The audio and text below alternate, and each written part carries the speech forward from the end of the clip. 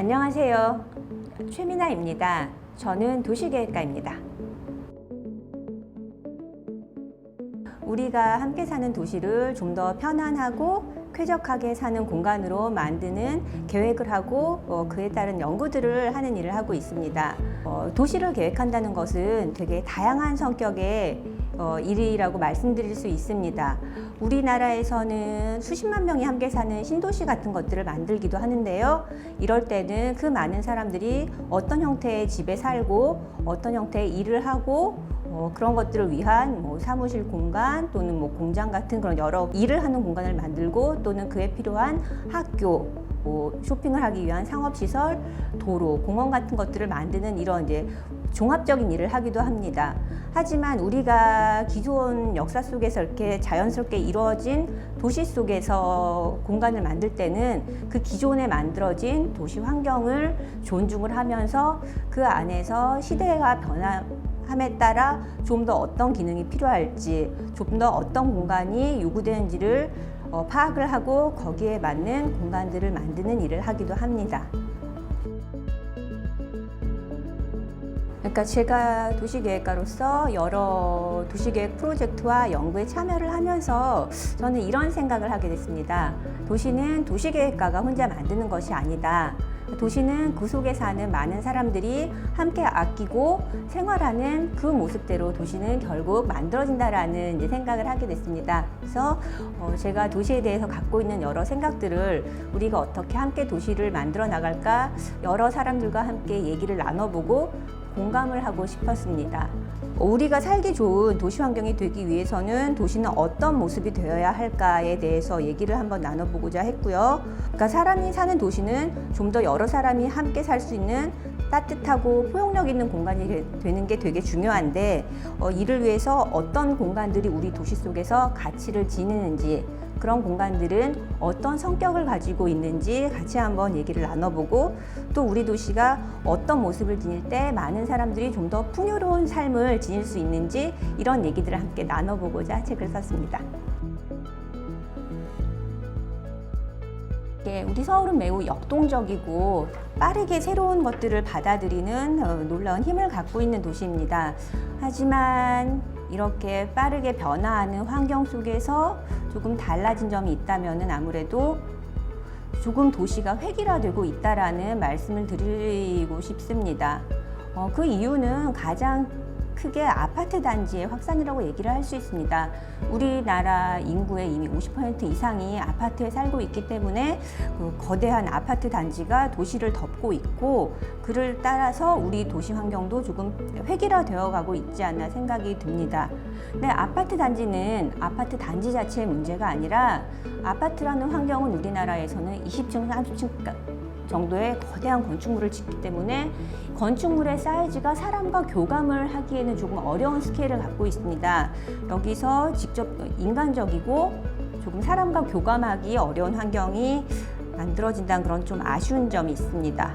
또 하나 말씀을 드리자면 도시 환경 전반이 프랜차이즈화 되어가고 있다는 느낌이 큽니다. 이제 유명한 프랜차이즈 커피 전문점이 도시 이곳저곳에 생겨나는 것처럼 기존에는 각 동네마다 각 지역마다 다른 가게들, 다른 특색들이 있었는데 어느 순간 도시가 균일해지는 그런 느낌들을 찾을 수 있습니다. 그리고 또 하나 도시 속에서 이렇게 아파트 단지처럼 거대한 건물들이 들어서면서 길이 사라지고 우리 도시는 이전에는 자연과 인공의 도시 환경이 잘 조화를 이루던 도시였는데 그런 자연적인 환경이 조금 사라지고 있지 않나 그런 느낌이 듭니다. 특히 1990년 마을이 들었던 곳들을 다세대 다가구 주택들이 채우게 되면서 그 전에 도시 공간은 골목길에서 그 동네에 산 사람들이 아이들이 뛰어놀던 공간이었는데 다시 자동차들이 채워지게 되고 사람들이 자리하는 위치는 점점 없어지지 않았나 이런 말씀을 드리고 싶습니다. 우리나라의 길은 그러니까 지금 시점에 우리 현재 시점의 도시를 본다면은 사람보다는 자동차가 위주로 된 길이라고 말씀드릴 수 있을 것 같습니다.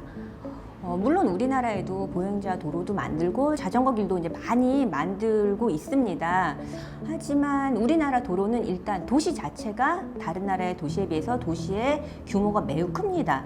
도시의 규모가 크다 보니까 길의 넓이도 넓고요. 길이 넓다 보니까 자동차들이 매우 빠른 속도로 달리고 있습니다. 이렇게 넓은 길을 자동차가 빠른 속도로 달리다 보면은 도시라는 공간은 길과 자동차에 의해서 양쪽이 단절된 공간이 되거든요.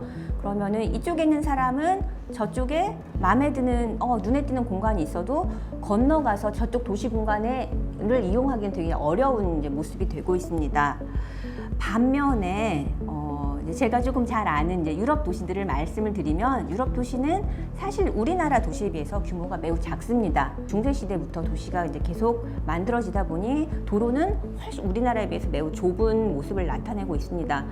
길이 좁고 노면도 우리나라처럼 이제 아스팔트가 아니라 돌을 깨서 놓은 고속도로 같은 것들이다 보니 자동차가 천천히 달릴 수밖에 없습니다. 근데 이렇게 길이 좁고 자동차가 천천히 달리다 보니 그 공간은 아무래도 사람들이 좀 더 이용하기 편한 공간으로 이용이 되고 있습니다. 그런데 유럽 도시도 사실 지금처럼 다 사람 위주의 길이었던 건 아니고요.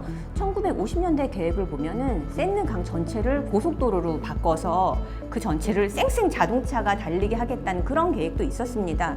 물론 아주 다행히도 그런 계획은 실현되지 않았고요.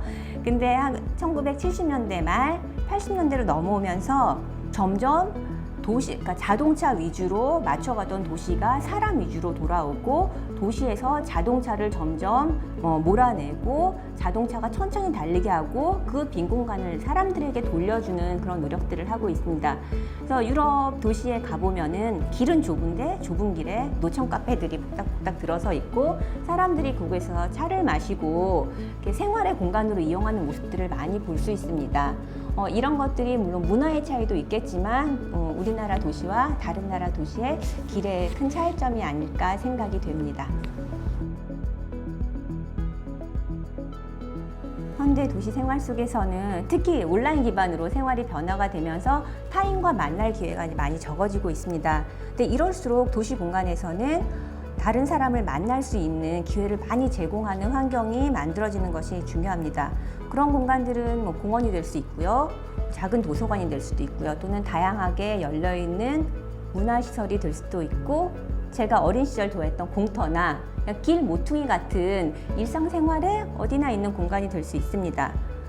그리고 최근에는 도시 속에서 텃밭이 되게 중요하게 구상되고 많은 사람들이 텃밭을 이용하고 있습니다. 이런 공간들은 우리 도시 속에서 만남을 적극적으로 만들어 나가는데 상당히 좋은 공간이라고 생각이 됩니다. 텃밭에서 사람들을 만나고 같이 채소를 재배하고 그걸 또 같이 나눠 먹으면서 도시 속에서 그런 여유와 만남이 생기지 않나 싶습니다. 그리고 이런 것들은 단순히 시설이 만들어진다고 돼서 충족될 수 있는 것은 아닙니다.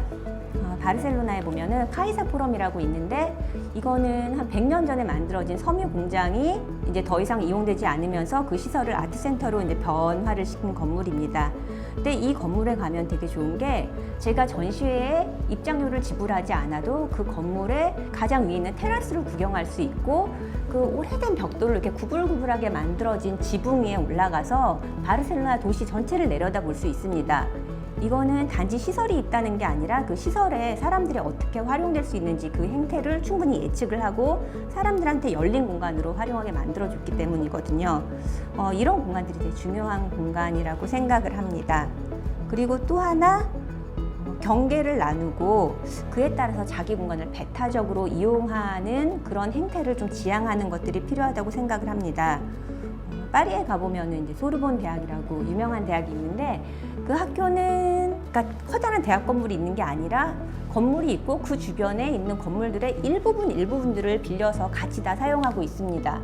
또 어떤 학교 같은 경우에는 전혀 상관이 없는 옆에 있는 초등학교랑 고등학교랑 그냥 식당을 같이 사용을 합니다. 이렇게 공간을 함께 나누고 같이 효율적으로 사용하는 이런 것들을 통해서 이제 많은 만남이 이루어질 수 있다고 생각을 합니다.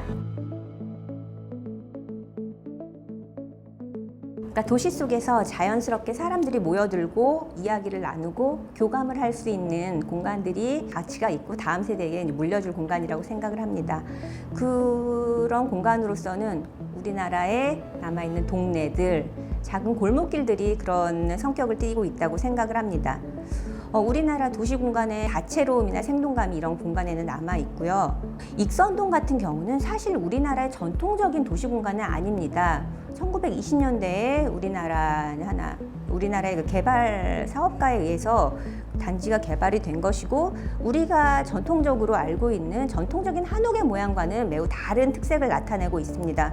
하지만 이 익선동은 그 자체로 100년 동안의 시간을 잘 담고 있는 매우 가치 있는 공간이라고 생각을 합니다. 그래서 아주 오래되고 역사적으로 큰 가치가 있는 그런 이제 모뉴먼트 위주의 건물이 아닌 그런 작은 동네들이 자연을 존중하고 현재 도시와 어우러진 우리 도시의 모습들이 다음 세대에게 물려줘야 될 공간이 아닐까 생각을 합니다. 제게 도시란 사람이 생활하는 삶 그 자체라고 생각을 합니다. 보통 일상생활에서는 사람들이 물리적인 환경인 도시를 만든다고 생각을 합니다. 하지만 실제로 생활을 하다 보면 사람들은 자기가 생활하는 그 도시 공간에 의해서 많은 영향을 받고 자기 생활이 다시 다른 형태로 각색되기도 합니다. 사람이 살면서 서로 따뜻하고 친밀한 인간관계를 가질 수 있는 도시 공간은 사람의 생활 자체라고 생각을 합니다. 생활을 하다 보면은 우리가 생활한 도시 환경이 따뜻하고 안전한 곳이면은 우리가 낮 시간이고 저녁 시간에 편하게 나가서 다른 사람을 만나고 도시 속에서 많은 활동을 하게 됩니다. 하지만 그 도시가 너무 획일적이고 단조롭고 또는 위험한 공간이라면 사람들은 자기가 생활하는 자기 방 안에서만 꼭꼭 갇혀서 생활을 하게 됩니다. 그렇기 때문에 도시 공간은 그 사람의 생활의 틀을 만드는 그런 공간이라고 생각을 합니다. 도시가 풍요로우면 그 속에서 사람들은 타인과 교류하고 그 사회는 좀 더 성숙해진다고 생각을 합니다. 그래서 도시는 사람과 공동체, 사회를 만드는 것이라고 생각을 합니다. 그리고 이제 제가 앞으로 만들고 싶은 도시는 모든 사람들마다 자기 각각의 모습이 있고 각각의 생활들이 있는데요. 그 다양한 생활의 모습들이 풍요롭게 담길 수 있는 그런 도시 공간이 만들어졌으면 합니다. 첫눈이 오는데 나는 누군가를 아파트 단지 입구에서 만났다, 이러면 참 재미가 없거든요. 그러니까 자기만의 스토리들이 자기만의 색깔을 가지고 담길 수 있는 그런 공간이 만들어졌으면 좋겠습니다. 그래서 개성 있고 다양한 모습의 공간, 그리고 그 속에서 시간이 담겨 있는 공간을 우리 도시 속에 구현해내고자 하는 것이 제 작은 바람입니다. 그리고 이 책을 쓰게 된 동기에서 말씀을 드렸던 것처럼 도시는 도시계획가가 만드는 것이 아닙니다. 그래서 저는 제가 앞으로 계획하는 공간들이 모든 사람들이 함께 그 공간에 관심을 가지고 참여를 하고 이 공간은 내가 만드는 공간이라는 그런 의도를 갖고 다 함께 이 도시 공간을 만들 수 있도록 초청을 하고 그 사람들이 함께 만들어 나가는 도시 공간이 됐으면 하는 바람입니다.